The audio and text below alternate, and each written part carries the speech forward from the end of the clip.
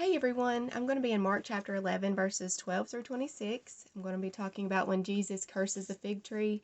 And I know that there's a lot of different ways to teach this and talk about this scripture, but I just really want to focus on something that came to me while reading this. So I'm going to read the verses 12 through 26 first and then talk about something that just came to my mind with these scriptures. Mark 11 verse 12. And on the morrow, when they were come from Bethany, he was hungry. And seeing a fig tree afar off, having leaves, he came, if haply he might find anything thereon. And when he came to it, he found nothing but leaves, for the time of figs was not yet. And Jesus answered and said unto it, No man eat fruit of thee hereafter forever. And his disciples heard it. And they come to Jerusalem, and Jesus went into the temple, and began to cast them out that sold and bought in the temple, and overthrew the tables of the money changers and the seats of them that sold doves, and would not suffer that any man should carry any vessel through the temple. And he taught, saying unto them, Is it not written, My house shall be called of all nations the house of prayer, but ye have made it a den of thieves? And the scribes and chief priests heard it, and sought how they might destroy him, for they feared him, because all the people was astonished at his doctrine. And when evening was come, he went out of the city. And in the morning, as they passed by, they saw the fig tree dried up from the roots. And Peter, calling to remembrance, saith unto him, Master, behold, the fig tree which thou cursed is withered away. And Jesus answering saith unto them, Have faith in God. For verily I say unto you, that whosoever shall say unto this mountain, Be thou removed, and be thou cast into the sea, and shall not doubt in his heart, but shall believe that those things which he saith shall come to pass, he shall have whatsoever he saith. Therefore I say unto you, what things soever ye desire, when ye pray, believe that ye receive them, and ye shall have them. And when ye stand praying, forgive, if ye have aught against any, that your Father also which is in heaven may forgive you your trespasses. But if ye do not forgive, neither will your Father which is in heaven forgive your trespasses. Okay, so there's a lot going on here in these scriptures. First, Jesus comes upon a fig tree, and although it says that the time of the figs was not yet, Jesus cursed the tree and says, No man eat fruit of thee hereafter forever. Then they go to Jerusalem, where there was a lot of corruption within the temple, and Jesus has a righteous anger about what is going on. And we can see that he is very angry. He overthrows tables. He tells them, You've made my house into a den of thieves. This is supposed to be a house of prayer. So after he leaves the temple, they come back to the fig tree, and Peter says, Master, this is the tree that you spoke to, that you cursed, and it's withered away now. Now this is the part that I thought was really interesting. He answers them and says, Have faith in God. Okay. So this is the way my mind works sometimes, trying to figure out the meaning of something. They come upon a fig tree that Jesus has said, hereafter you'll have no more fruit.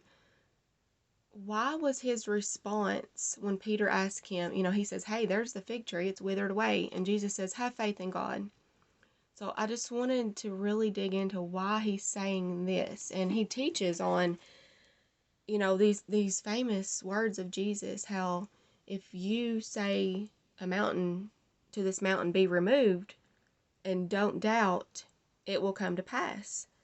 So it's this really important scripture that we learn as a Christian, that not to have doubt, have faith, and whatever you desire, you shall receive it. When you stand praying, forgive. But why does all of that have anything to do with the fig tree? And I just think it has everything to do with how Mark lays out exactly what happened. First, Jesus saw there was no fruit on the tree, and we know that by your fruit you shall know them. If we're a good tree, we'll have good fruit. If we're a bad tree, we'll have bad fruit. And if we're a dead tree, we have no fruit. But, spiritually speaking. So he first curses the fig tree, and then he goes to the temple where there's corruption, and he kicks out those people and, tells them, you are not doing this. You're not behaving correctly. You are sinning. And he makes them leave, okay? He has a righteous anger. And then comes the lesson with the fig tree. And it's not separate things. It all ties together. Okay? Um, and there is the teaching that this is the only miracle that Jesus performs that's destructive. Okay? That he curses the fig tree and it withers away. It's the only destructive miracle, some people say. But it all ties together, and I think it has to do with, he says, have faith in God. Okay, so what did Jesus just do? He handled corruption within the temple. Okay, and there are going to be things in your life that you have to cut out, that you have to rebuke, and you have to get rid of. And you are going to have faith in God in those moments, okay? Because some of the things that you cut out of your life may be things that you have been used to. It may be things that you have to sacrifice because it hurts you to give them up, okay? But you're going to have faith in God in those moments. And I believe that those are the mountains that Jesus is talking about. There's a mountain in your way. It's standing in your way. It's hindering you in some way, or it's just plain sin, or it's just something that is hindering you personally. And you're going to have faith in God that whenever you cut ties with that, whatever it may be, that it's for a good cause and for a good reason, and it is for your growth and your benefit. And that is a part of being sanctified and being set apart as holy.